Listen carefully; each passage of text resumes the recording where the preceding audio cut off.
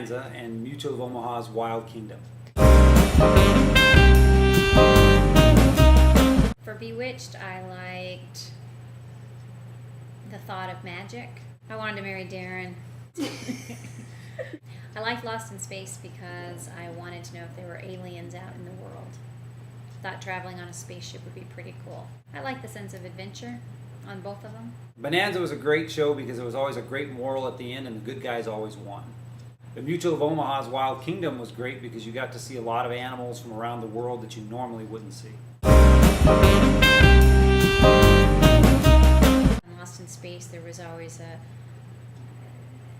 crisis that had to be resolved, and the parents' figure was always calm, cool, and collective. Sometimes the kids would prevail, so I always liked that. That the kids made the decision? Well, that the kids ended up doing something no one thought they could do, and everything worked out okay. So you liked the rising to occasion of Yes. people that you identified with, which would be the children.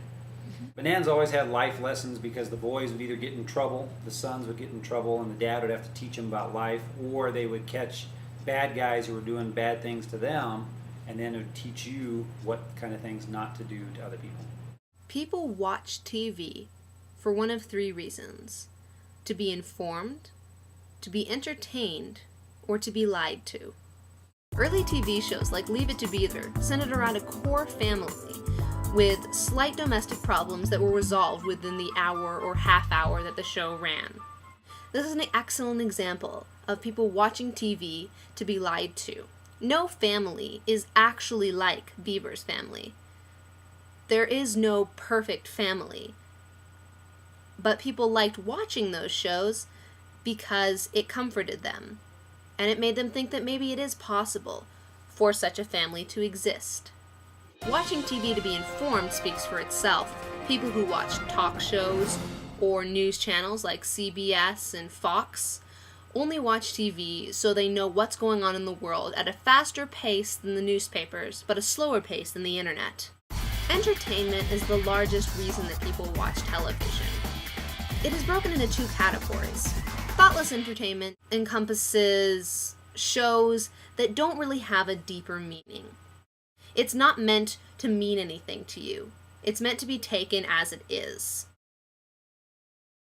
Thoughtful entertainment comes in the form of long-running TV shows where there is enough time for character development to take place and for deeper meanings to be brought through.